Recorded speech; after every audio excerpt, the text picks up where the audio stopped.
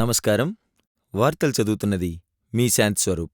ఇవాల్టి వార్తలు: ప్రేమ వైఫల్యంతో యువకుడి ఆత్మహత్య, కివీస్తో భారత్ తలపడిన మ్యాచ్లో చిరు వాగ్వివాదం, ఖరీఫ్ వరి పంట ఎగుమతి మీద రైతన్న హర్షం, ఈ సంక్రాంతి బరిలో బాలకృష్ణ, చిరంజీవి చిత్రాలు విడుదల, విజయవాడ నుంచి హైదరాబాద్ బయలుదేరిన బస్సు ప్రమాదంలో 10 మంది మరణించారు, 20 మంది గాయపడ్డారు, 30 మంది భయపడ్డారు. ఈ న్యూస్ ఇంతటితో సమాప్తం. నమస్కారం.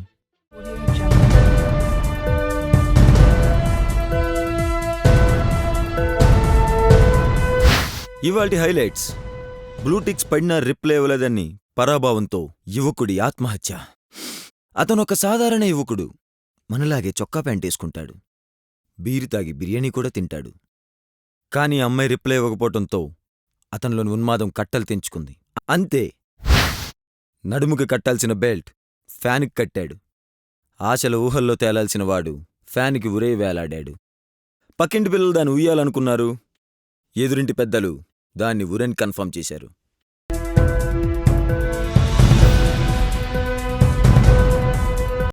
తాను తొడగొడితే మెరుపులొస్తాయంటున్నాడు ఒక స్టార్.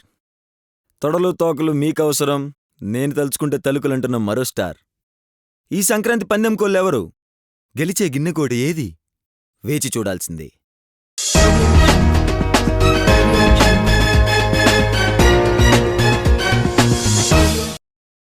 కాలు దువ్విన కివీస్, భరతం పడతానన్న భారత్. బ్యాట్తో బంతిని కొడితే 4 లేదా 6 వెళ్తుంది.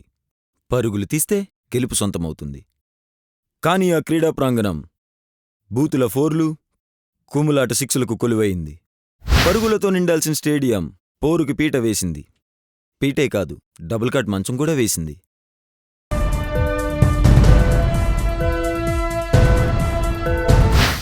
ఈ సంక్రాంతి పండగ చేసుకుని వస్తున్న ప్రయాణికులకు దిగ్భ్రాంతి మిగిలింది.